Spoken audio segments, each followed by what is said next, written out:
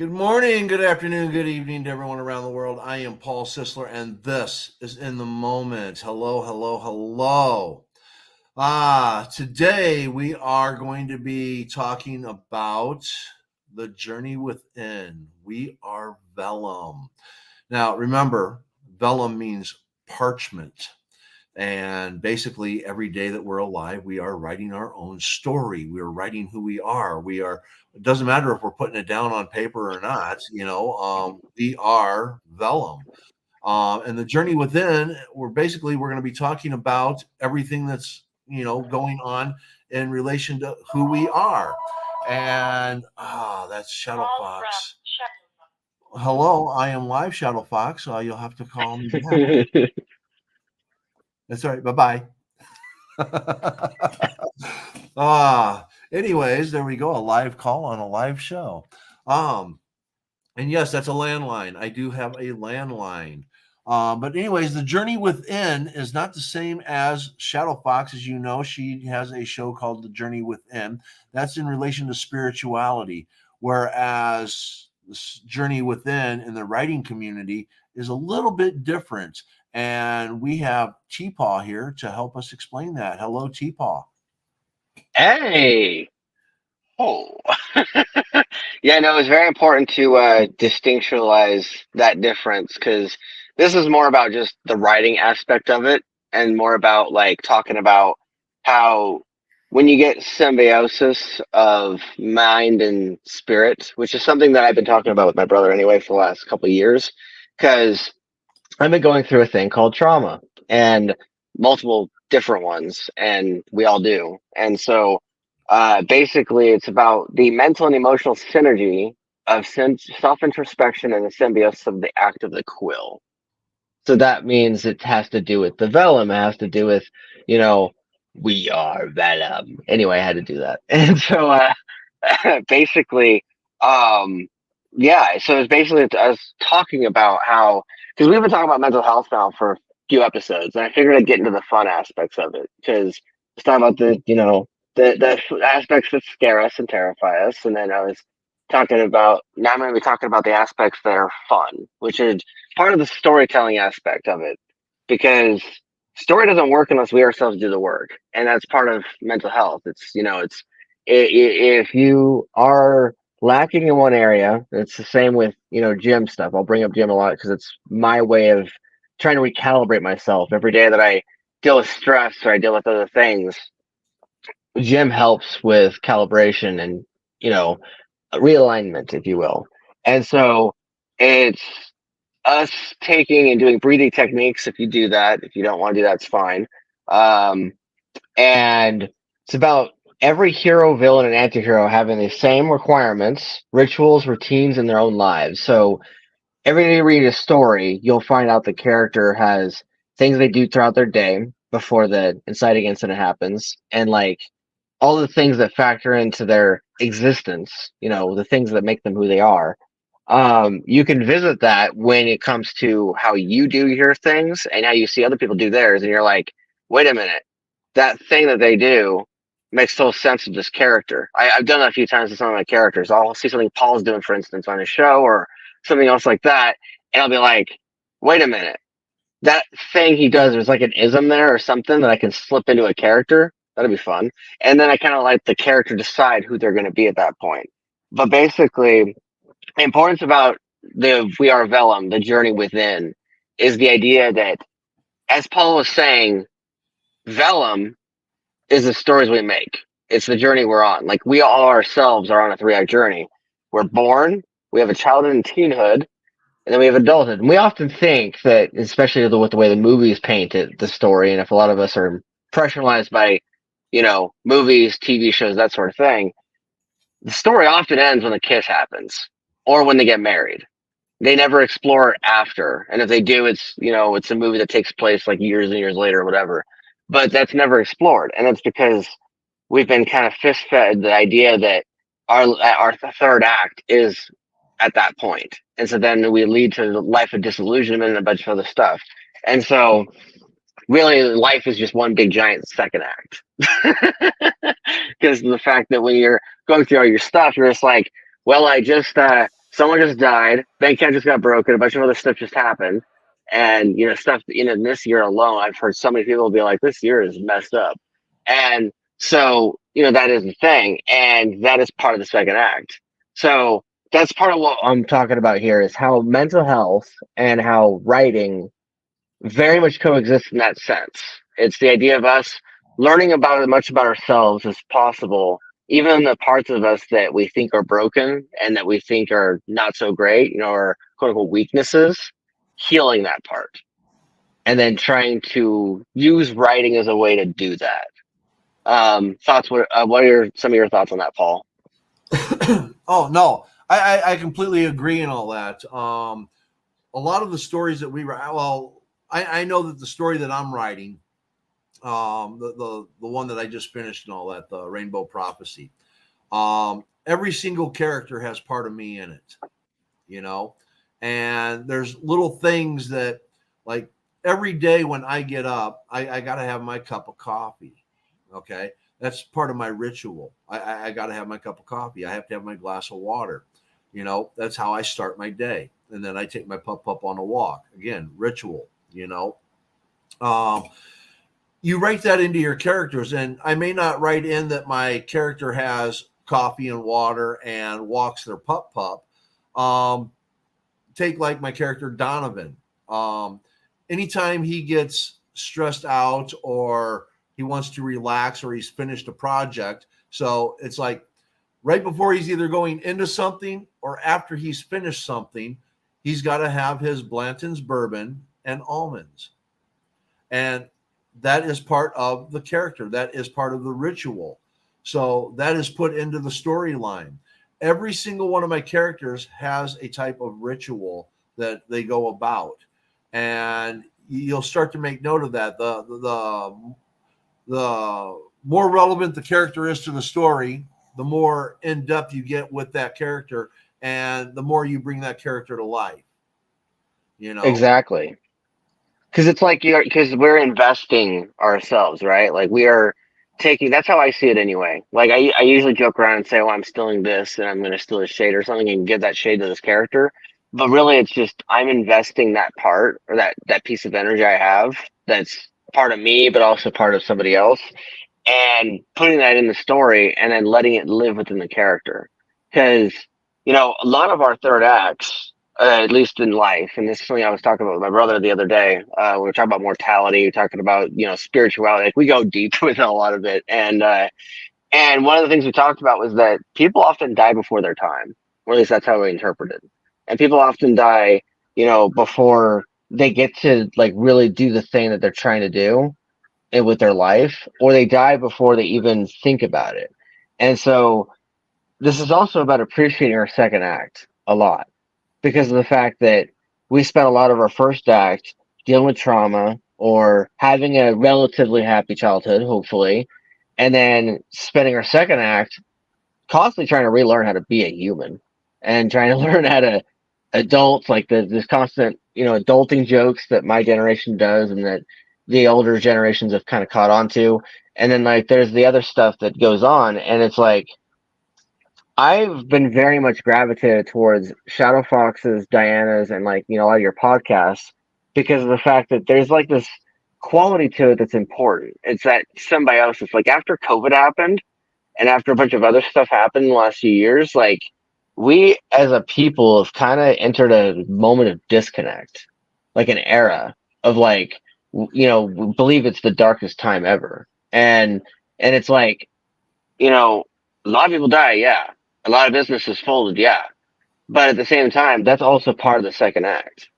Like right. we can find a way to recalibrate. We can find a way to reconnect. We can, somehow enter some sort of awakening, whether that's awakening within yourself or whether that's, you yourself, Paul, beginning to connect more to the cosmos, if you will, and getting your spiritual reawakening. And not that I'm saying that, spirituality as a way of life. It's not for everybody, but like it certainly has become a part of my life, and it's something that like it's not a straight cut answer either. That's the thing is I'm not here to talk to you about any of that stuff, right? I'm just Right. linking it to Vellum, linking it to writing. But Correct. basically, mental health is often invisible.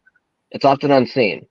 And, you know, when it comes to the vellum and it comes to ourselves as people, that has to be in a decent level. Otherwise, you risk running into the same cyclical motions where you keep regressing and things, because it's about being able to handle the blows. And believe me, it's hard for me, but like it's hard to handle the blows, but you got to learn how to get through it.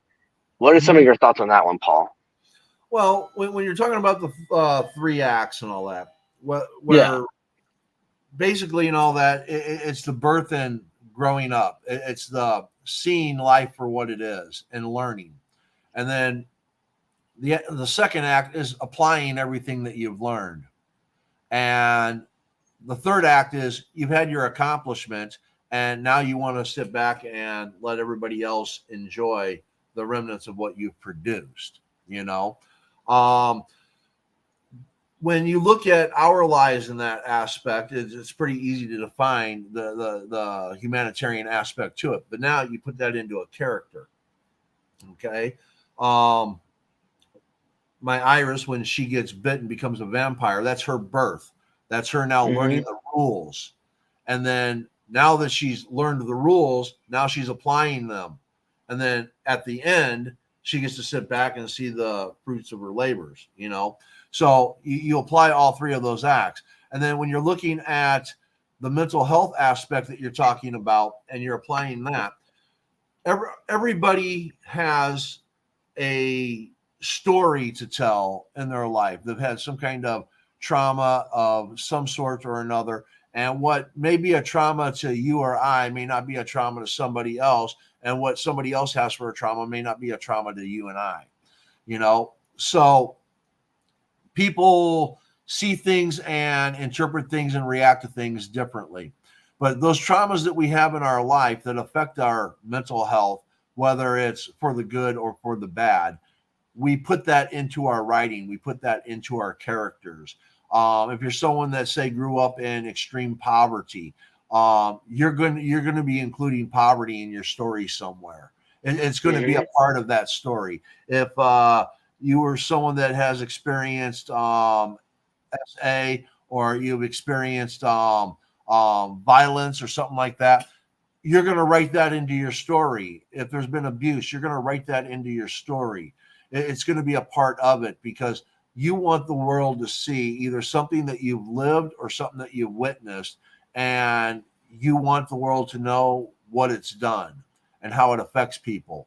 So that's all part of what makes characters good because we can now connect with that character. And that's the difference between a good character and a bad character. If people can't connect with the character, then well, either the writer hasn't put the human aspect to the character, or the person that's reading it just hasn't experienced life. It's going to be one or the other. Valves in the comments. Hey, what's up? Hello, Valves. Thank you for joining us. Yeah, but Hey, that's Valves. how I see it. Yeah, no, I honestly, I feel like you're onto something there because, you know, as far as like that goes, I'm getting a phone call. I'm trying to ignore it, but basically, uh, as far as that goes, like when it comes to all that stuff, there are also multiple third acts too. Like, whenever we're dealing with like graduation or something like that, or events are happening in our life, like that's Yes. also a third act. It's a accomplishing a goal. And sometimes in some stories there are those things, whether it's our stories or somebody else's. But you're also onto something with the whole trauma thing too. So hang on, I'm trying to fix my audio.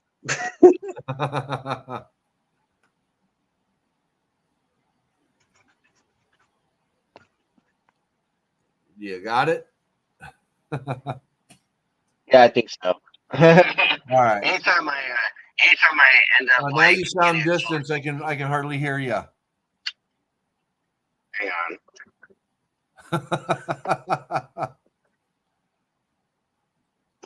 Can you hear me now? Yes, now I can hear you. Perfect, perfect. Yeah, no, yeah, no, a lot of what you said though resonates because it's like whether it's life experiences, whether it's, traumas, whether it's any of that stuff. And like you were talking about how your characters and how you put things into them like that. Like I feel like with the stories I've written, especially with like Snake and the Dame, and like now I'm working on a duology. Basically it's two of those shorter stories woven into one big one. But Trinity's story is about sense of self, right? And Peter's is about a version of that. Like it's about identity. It's about learning about, legacy, that sort of thing, heritage. And you include a bit of like the interesting about my story though is that I buried a lot of the trauma within a mind wipe.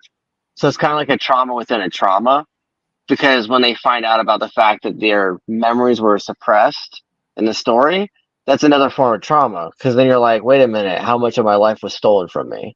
And you start to wonder about that. But yeah, no, I feel like with this whole thing with reconnection to your sense of self is also extremely important and plays into this. You talked about you guys have talked about reincarnation, right? On your other podcasts. Um, yeah, kinda, sorta. My son literally asked about it the other day. Yeah. Like he's all like going, oh, daddy, what is reincarnation real? In fact, he was asking his mom first about it, and she's just like, buddy, yes, technically. And he's like, asking questions about it and stuff, but I figured I'd bring that up briefly because I remember there being something on the spiritual podcast that those guys have. I think it was Diana or Shadowfox had, where reincarnation was an element. But I used that in my own storytelling. Well, I've been using that recently. it's not so much reincarnation. I mean, yes, there are people that in the spiritual realm that believe in reincarnation. Um, there's also other aspects to it and all that. When you go to the laws of thermodynamics and all that, energy cannot be created nor destroyed; it only changes form. So, even though it may not be considered reincarnation, we do believe that our energy carries on. It may not be in the same form; it changes. So, in essence, I guess you could say that is reincarnation, just not back into maybe a human form. Yeah, Depending upon which belief system you want to take a look at, which philosophy, um, Buddhism, Hinduism, Taoism, um, you look at Christianity and all that. You die, you go to heaven. Your soul goes up there. And some of the others and all that, you might come back as a grasshopper or a fly or a cow or something or a tree. Others you are always reincarnated into another human being.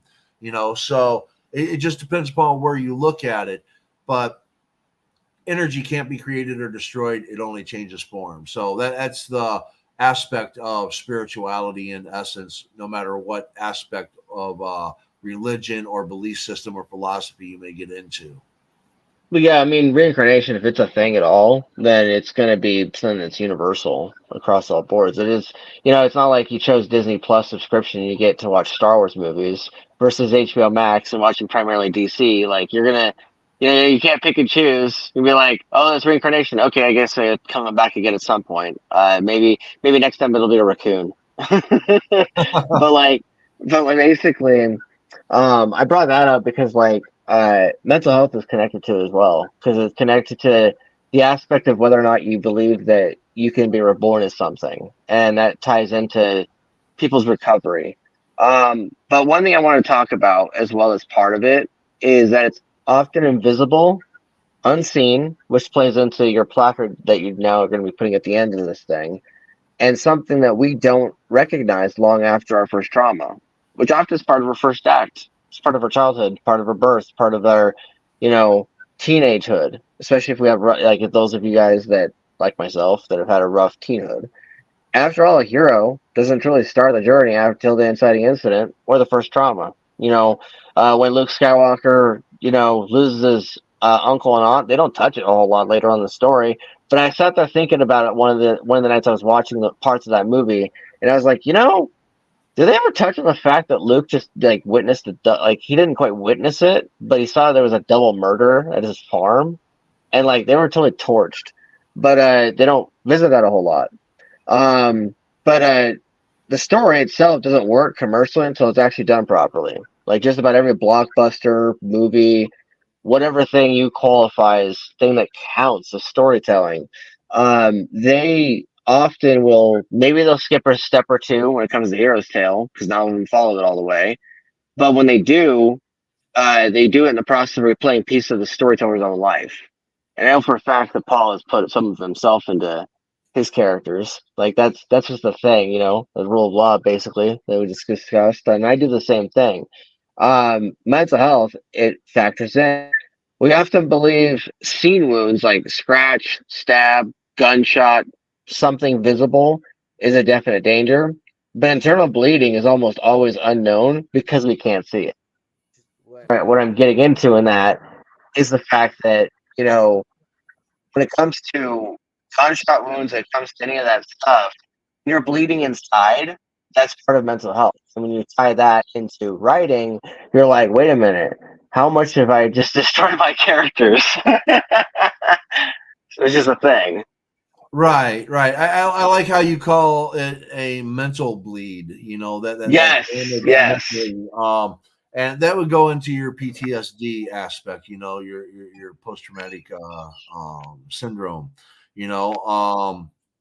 When you start looking at um like TJ in the beginning when I write about that, there's a scene where TJ gets brutally beaten by his father.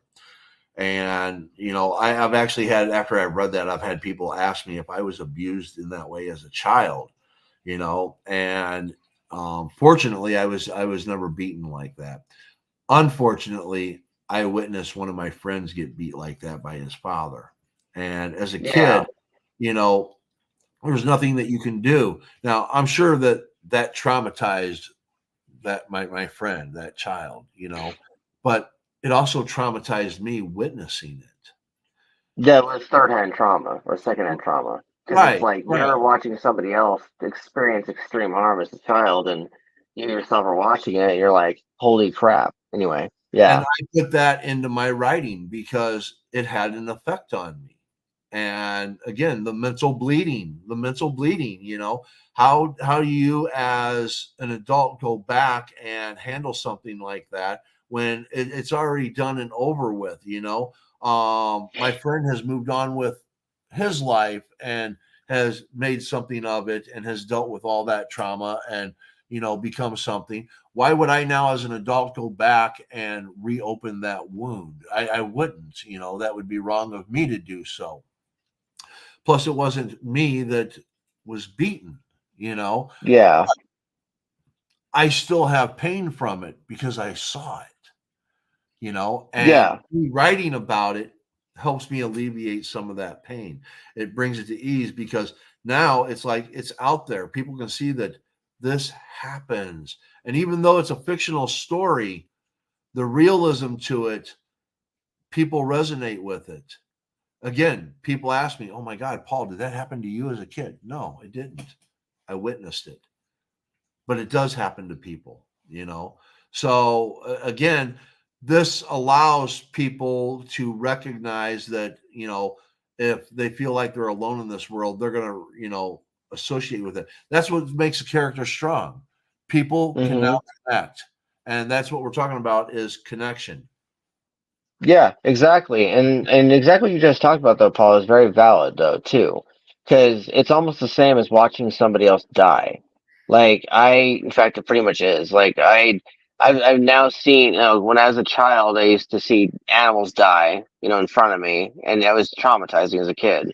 Because I was very much an animal lover and still am, and very much, that sort of kid. And so when you see things like that, people say, "Oh, it's different when you see a human die." No, it's more like a gateway to that to death, because like when you see a human dead, um, if you're someone that appreciates life in general, it affects you the same. And like like for instance, why like when I was a kid, I used to have nightmares about the animals dying, right? And it was recurring, and it's because of how much it affected me. And so when my mom died, it was like absolute mental cloud of like all that stuff. But basically, the mental bleeding that I talked about is what you're talking about. It's characters, it's the hurt, it's the experiences, but because essentially we're giving our characters trauma. Good job to us.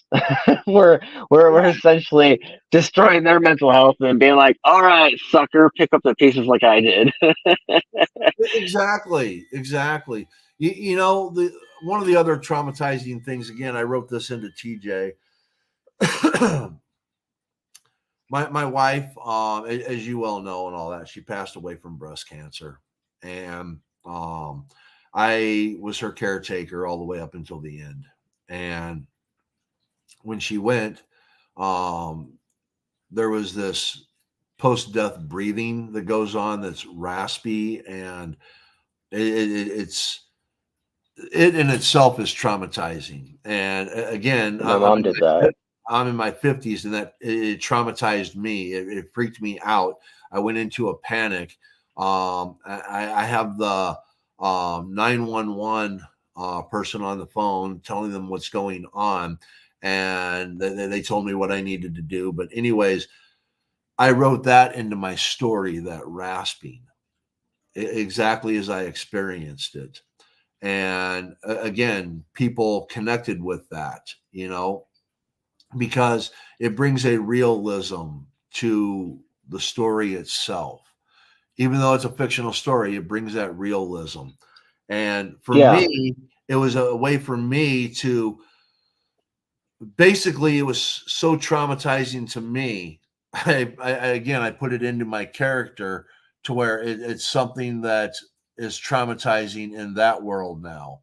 And people that read that are going to recognize that trauma. Again, the relatability, it makes a stronger character. Now, I'm not saying to use life's events as your way to um, um, make money. Use your life's events as a form of expression, because that's what writing is. It's a form of expression. and And quite healing. frankly, it's very helpful to my mental health. It helps me cope with everything. I get to take my reality and put it into a fantasy, and that lessens the trauma on me. Yeah, for sure. That's exactly what I was thinking too. And not to mention the fact that, when it comes to this, the mental bleeding, the, you know, life experiences, healing, it's all part of, how we function as people with, our stories and everything. Because one thing I bring up in the notes here is that when you go to the gas station or you go anywhere, uh, someone will literally tell you their life story if you let them, and especially if like they're the chatty type, like they'll say, "How are you doing?" And you say like the complimentary, "How doing good, you?" And then like once you get past that initial barrier, they'll like see something on your clothes, or you'll end up bringing something offhand in that small talk, and it'll draw into this 10-minute story or this 30-minute story, and you're like, you get sometimes if you connect really well, you guys get so lost in the interaction that out of nowhere you're like, did I just spend 30 minutes doing that? I did. And then like suddenly if you think about it, like if you guys were recording that and then you put it on Audible or something, there's a chapter of a book. And then, it's part of the storytelling aspect of our lives and how we are all like, whether or not you're a writer or not, you're still a storyteller. And one of my things that is a saying is we everyone has a story to tell. All we have to do is sit down or stand by and listen. And though Robert Ryan Burnett, how he puts it on his show is shut up and listen. But basically, part of that's part of becoming a better storyteller is being an observer too. Because like when you're watching stories or you're reading them or however you consume them, you're essentially being just an observer, an audience member. Like, yeah, you may talk at the movie, or you may go maybe on already reading the book, and you may be the type that goes, "No, don't go there, you're gonna die." Like, you may talk to the characters, but you're still an observer. And that's one of the things I think about a lot when it comes to storytelling. Is I actually was recording the Snake in the Name audiobook the last little while.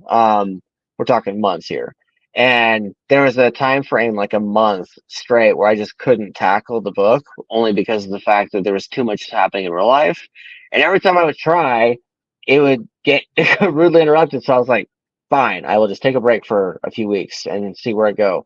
And then like after the few week break or 3 or 4 week break, suddenly out of nowhere, it was happening in quick succession. Like I did 4 chapters in one day, and that was doing using punch roll, like record, stop. Every time I mess up, record, stop. And basically it was allowing me to record what was needed only and then have very little to retract later or edit. And so the reason why I bring that up is because that's part of the storytelling aspect. It's my voice. You know, when you're writing it down on paper, you're writing it down. You're not orating it with your mouth, but you're still writing it down. You're still talking, like you're still, communicating. And so when it comes to mental health and how to verbalize that with Vellum, with writing, is Vellum is our way of coping. Vellum is our way of dealing with everything. Like even walking the dog. That's a happy memory right there, or should be. Like you're walking the dog, and you're getting that sense of alignment with your pupperoo, with your companion, and that was something that I did for years with Aries. I would be walking him around the block, or I'd walk. Like because we moved around so much, it wasn't just one area either. Like it was either a park, it was some backyard, it was somebody's backyard, it wasn't ours. It really would have been. It could have been anywhere, and that concept I end up turning into, like, let's say the characters need to fly in the sky and go somewhere, right? That is me taking and putting in the dog walk, if you will, into the story, because then like they're doing something together, they're moving, and they're going from point A to point B. It's almost the same thing. And so I put that in there. But like basically, when it comes down to it, like we need to be able to heal as people and enjoy the moment shared, because that'll help give us, if you write horror especially, that'll help give you punch for those, more intimate, softer scenes. Because a lot of horror movies, they lack that these days. They're like, oh, we're so invested in scaring you and doing jump scares that we're not building the characters into somebody that you can relate to or somebody that you would care about dying. And so the smaller intimate scenes feel half-assed, or they don't feel fully developed. And that's something that I myself, when it comes to writing, I like to be a mutt, kind of. Like I like to be like, okay, there's horror, but like, how do we put in a happier scene? Because we have to have something that the audience wants to fight for themselves. Like when they read this book or when they experience this story, they're also fighting for this. Like we're giving the character something to fight for, and we're showing them what is worth it by going through the fight. But we're also showing the audience what's worth it, because then the audience will that story will be playing in their head while they're dealing with their next crisis, because they'll be like, wait a minute, Harry did this. What am I going to do? Or insert whatever character here, like whether it's Frodo, whether it's Gandalf, whether it's any character that you like, that you identify with. It's like, what would that person do? Is usually what goes in our head, because we are so in that moment mentally fluxed and mentally just vexated that we end up in a position where we're not thinking correctly. And so therefore we go, what does our fiction heroes do better? But basically, that's kind of what is part of this. And you mentioned about book sales, right? Commercialism drives our commerce of life. It drives stories, powers the engine of the industry of our dreams. Like, you know, by the way, I like the line I put in there, but like, sheds the skin of creativity and wins like an Ouroboros, a never ending ticking clock of doom and childlike glee. I made sure to put in life and death in there in like a theme, because of the fact that it does. Like we are very much the three things that bring people together in real life outside of fiction. Because when you put them together in fiction, this no longer applies. But marriage, birth, and death. Those are the things, all in babies. Like those are the things that primarily bring people together, and it can still apply because, like, say you're watching a cop show and you're seeing like a very intimate food setting, and then suddenly you find out somebody in the story had died. Suddenly they're at a funeral, but then like 6 episodes later, someone's having a kid. Those are things that bring those characters together. They're the link of intimacy, if you will. So it still applies. But that's kind of some of the stuff that I wanted to talk about today, which is talking about how we are, as I made the joke in the very beginning, we are Vellum, because it's like, because when you think about it, the character that I'm making an impression of is of course Tom Hardy slash Eddie Brock, and with Venom, and the thing about those two characters is you'll be like, well, why are you bringing up Venom? Why are you making those jokes? It's like Venom is literally the representation of symbiosis. Like he's literally a symbiote, and he's an alien from another planet, from a symbiote planet, and he comes to Earth, and then he bonds with Eddie Brock, and then they have to learn to coexist within the same body. And so there's that concept of symbiosis, of coexistence. It just happens to be Venom, so it's cool and funny. And like when it comes to the character Venom, the second movie was literally about Venom's mental health. If you really think about it, because it was about him learning who he is as a person, his identity, and he's considered a loser on his home planet. So he's already experienced a sense of defamation, sense of identity, fizzling. Like he's experienced all those things, and that's part of what I'm talking about here. What are some of your thoughts on that, Paul? Sorry if I No, got long winded. you're good. You're good. No, all of these aspects that you bring up, the associations that you make, and learning to live with yourself, learning to live with other people, that kind of goes into our my stoicism show. Marcus Aurelius. We don't have to like everybody, but we do have to tolerate them. And if we take those aspects of likes and dislikes and we apply those to our characters, we apply that to their relationships, how they interact with each other. Again, it creates that realism, and that's what we're looking for, is that realism. No matter how fanciful the story is, which you brought up Venom and all that. I mean, like, right, there's going to be a parasite that comes to Earth and has to share a human body with somebody. Like Yep. that's never going to happen. Well, who knows?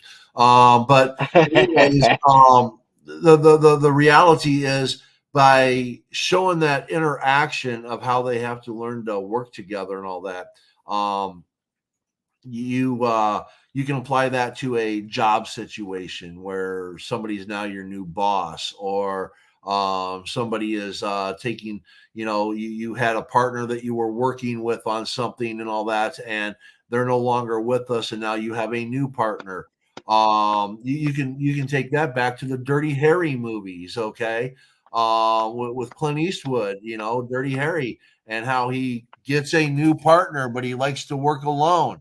um, excuse me, people identify with that because there's a lot of people that they feel like they can't work with other people, that the job can't be done right unless they do it. But now you're partnered with somebody new, and you would much rather work alone. That's I apply that into my writing.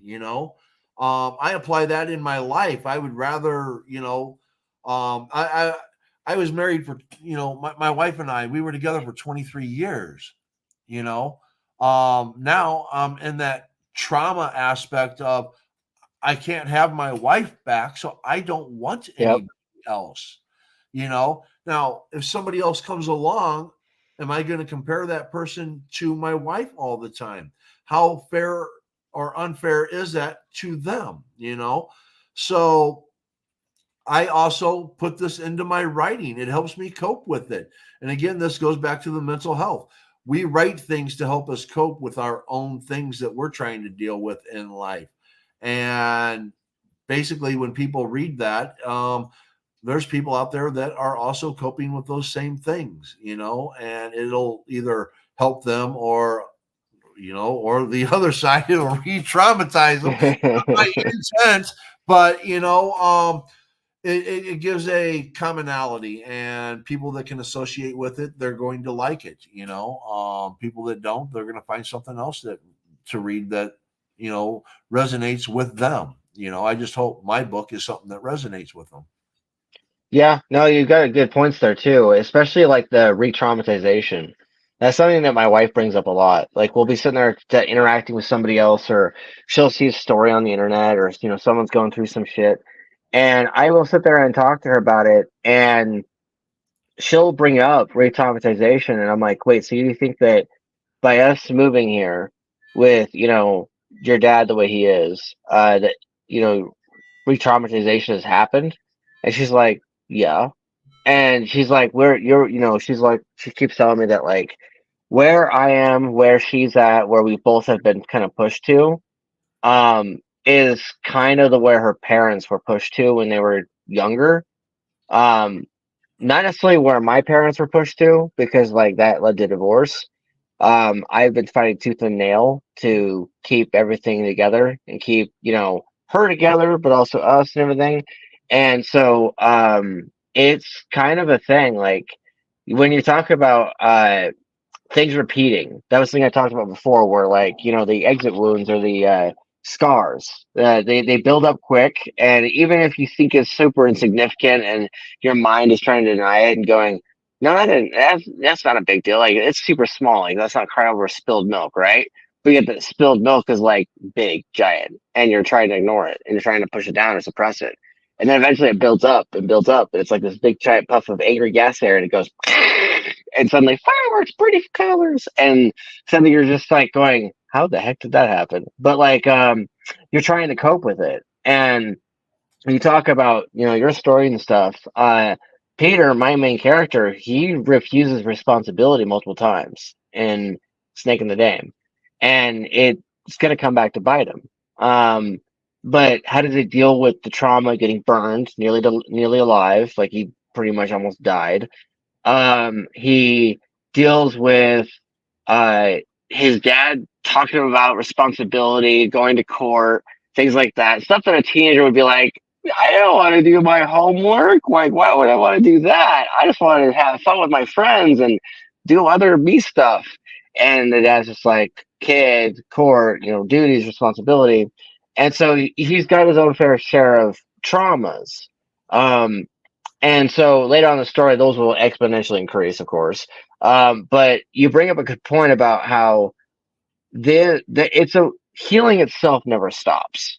Like Right. once you get to a certain point in your life, like you'll start either repeating things and being like, "How the heck are we repeating this?" Like I thought I learned from this the first time, and then like there'll be other situations where you're like, I keep saying that I'm done with that, and I keep saying I'm done making those same mistakes, and yet here we are with mistake copy number 7,000, and you're trying what it's Well, pushed into that.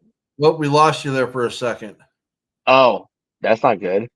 But like it's kind of the thing I'm talking about here though, is that when you watch a TV show, for instance, you watch it go for like 8 or 9 seasons, they are literally taking that trope of life, repetition and cyclical motion, to literally revisit the same story arc for another season in a way. Like we may view that or interpret that as, oh, they're just copying themselves now, or they're rehashing.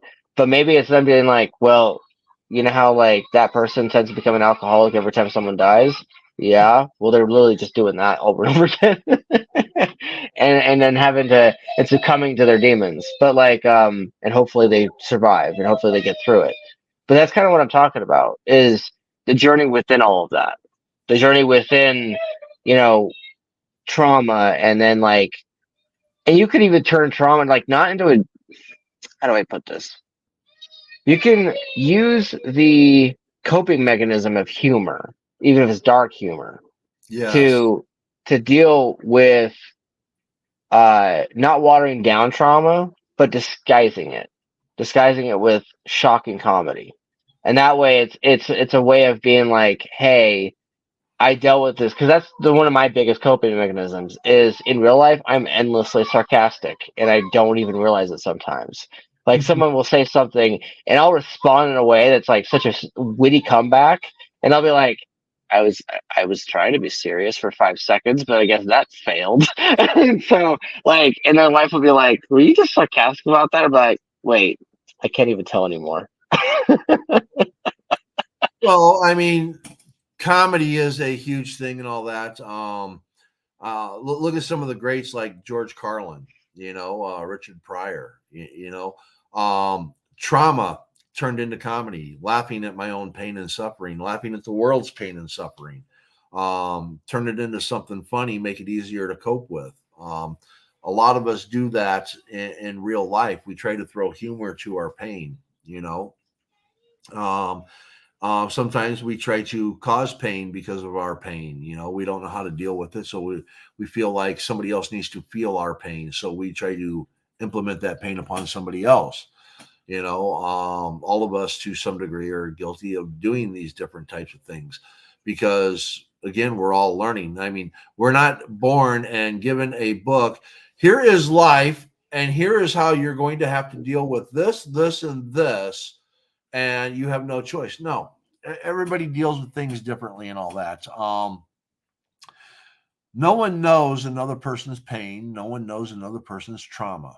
You know, no one can know just because you can deal with something and get over it, and be able to move on. I may not. And just because I can get over something and move on, you may not. And unfortunately, in this world, everyone thinks that everyone can live as they do and can understand as they do and comprehend as they do. And that's just not the reality. There's certain things that for me, things click and I get it. For other people, it's not going to happen that fast. It's up to me to recognize that. I just gotta say, Paul, you have come a long way since where you were like months ago, like 6 months ago, a year ago, whatever it was the time clock was for, uh, that type of situation that you're talking about with your wife and stuff. Like you've come a long way, and I'm proud Well, to see your progress of trying to heal. she passed away. It's almost 2 years now. I mean, it's almost 2 years. And there's still not a day that goes by that I don't think about my wife. I still have these moments where I wake up and I cry, you know, Yeah, and it's going to happen, where other people would be like, Paul, my God, it's been almost 2 years, get over it. Um, that's not how it's not how my grief works, you yeah. know. I don't. I would never tell you that. That's No, just I know you after. would, Yeah, but there are people that they don't know how to sit. They don't know how to stand back and observe. For one, okay. Two, they are self-serving. They don't know how to serve self. And if you can't serve self, you can't serve others. And that's another aspect and all that, of writing. You have to be able to serve self before you can serve others, and you have to you have to like what you acknowledge, write. yeah, and you have to acknowledge your own shortfalls. You have to be willing to look at yourself and say, I can do better here. I can be a better person here. I can change this aspect of my life if I really wanted to and be better. And that's part of where writing comes in, and not just writing, but reading. I hate to say it, but a lot of people don't read enough today. I've seen this decline just in the last 20, 30 years of my life and all that. People aren't as well read as what people in my genre are, people in my age era. I'm 54 years old. Um, I've probably read, God, probably at least 200, maybe 300 books in my lifetime here. And that's a lot of books, you know. Yeah, it Um, is. and I love to read. And here in my latter years, it's harder to find time with everything that I have going on. But I think people need to read more, and I think people need to get out pen and paper and put thoughts down more. I think people would learn more about themselves if they did that, and that goes back to the mental health aspect. Um, a lot of people are used to going to the doctor, or used to going to their friends, or used to going to their online social media, and are told what's wrong with them, and well, I need to work on this. How about you write down what you think is wrong with you and go back 6 months, and then 6 months down the road, go back and read it and be like, oh my God, I can't believe I used to think that way. Am I still like that? Wow. Is this where my thought process goes? These are the things that can make you a better person. Yeah. And you might already think you're a good person. Well, I used to think I was a good person. And then you do a self evaluation and you realize, I really don't like that about myself. I need to work on that. I could use some improvement. Um, Writing helps with this. And me putting it into my characters, when a character takes on its own life and it starts to write itself, that also helps you reflect, because your characters are going to do that. If you're truly a writer and you're writing a character, that character writes themselves. Yeah, they do. I was actually experiencing a new shade of my main narrators with the sequel because, like, it's acknowledging the fact that in the story time frame, 5 days have passed, and that in the sequel, it's talking about what's happening to the characters now in the story in that context, and it's identifying like the shades that will be explored, the flavors that will be touched on, because characters, much like people, should change. Like I firmly believe that by the end of the story the characters should be different, or at least the way that they talk should be Yes. different, and that they Yes. should be evolving and changing just like we do as humans. Because I'm not the same person I was 10 years ago. Like I'm not even the same person I was like 5 years ago. Like Yesterday. Carnage, yeah, Carnage. Yesterday, especially Carnage. And I, brother-in-law, one of the, a guy who goes to the gym a lot. You've probably seen him on Twitter a few times. He him and I were talking about how in the last few years he's seen a giant change in me. Like not because like I talk about how he changes or he fluctuates a little bit from time to time, and I'm very much commentate on our growth experiences. But he especially made it a point to be like, yeah, no, you are not the same teapot that you were like 3 or 4 years ago. Like whether or not it was your mom's death or like your dog's death or any of that stuff, like he's like, you've gone through hell the last 3 or 4 years. He's like, there's no other way of putting it. Like you have, and yet you've kind of really done your absolute hardest to rise above everything, persevere, and like grow. Like he's like, because before you were using uh whatever pharmaceutical drugs or whatever else that was there at the time, you were using it to try to cope and try to keep yourself together, and you were like appearing like you were codependent on it, but then you just broke away from it all and said, no, screw it, I'm done with that for like year or two. We'll see how I am, after the year or two. But let's work on healing. Let's work. Let's rip open that band-aid and let the blood flow, and then Yeah. let's apply some antiseptic. And it's the normal stuff that I remember doing as a kid with my own body, like when I scraped myself or when anything else happened. You just withdraw for a little bit from whatever you were enjoying or whatever you might have been indulging in too much, whether it was candy, video games, whatever it was, and just return to it after you've gotten it healing. Though when it comes to candy, I can't help it. Halloween happens, and I'm just like, let's pig out. But like, yeah, as far as that goes, we are vellum, the paper of our lives being etched with the bloodshed of our innocence, painting our tales on black and red. Often red, I thought this was a funny editor joke, but often red in our attempts to correct our mistakes, and black with the tears and see, tears shed over our existence. There's a mark on my screen. It was blocking the word. But like, yeah, like, basically that's, I actually liked what I put there too. I was like, God damn it. I'm writing notes for a show. And yet here I am being, poetic and waxing whimsy. Yeah. Can't Yeah. stop myself. Yes, absolutely. And you know, I'm going to pull a little thought out from the Journey Within, Shadow Fox Diana Journey Within, to our Journey Within, where there's a semblance and all that. When you're writing, um, one of the things that I'll hear on the Journey Within is a man walks into a river, comes back out, and then a week later, a day later, a month later, a year later, walks into the river and comes back out. It's not the same river, and it's not the same man. Hmm. Okay. When you're writing a character, by the time you get to that end, even if that man walks into that same river, it's not the same man and it's not the same river.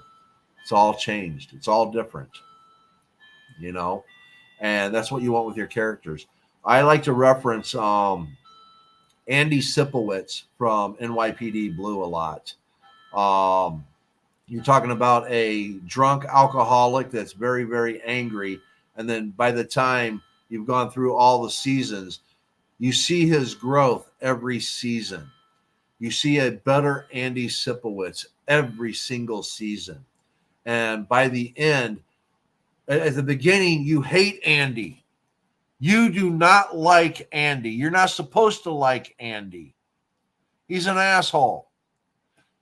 By the last season, you love Andy because of how much he's grown, you know, how much of a better person he's become. So, whatever character you're writing, whether it's a good character or a bad character, you have to have that character grow. Even if that character is a bad character and they're supposed to become more evil, that's still growth. Yes, it's still growth. It's still them Okay. learning and becoming more cruel and more sinister. And then you're starting to identify with it because maybe the author is smart and throws in ways of justifying their actions and adding in those little nuances. They're not just a Right. muhahaha villain. Now they're a Yeah. relatable Well, character, and you're just like, what the hell? it's I'm like my relating to this character. bastard. It's like my character Jameson. It starts out and it's just like, my God, he's a sadistic ass. My God, I really don't like him. And then by the end, you're just like, oh my God, he is evil. He's got to die. I hate him. Because I mean, he goes from playing head games to literally tossing babies around. So I mean, um, yes, I mean, you get to where you hate this person, but that's what you need to. That's where the character growth comes in, and that's how you keep people's attention. You have to show that growth. You have to show that development, and that's who we are in real life. We have to show our growth and our development. We have to show who we are, and people will see us as we portray ourselves. It's kind of like what you have written here. I'm going to steal your glory and all that. We need to remember who we are, who we were, and where we will go. Yep, you like that, I huh? love that. I love that. I love it. Nice.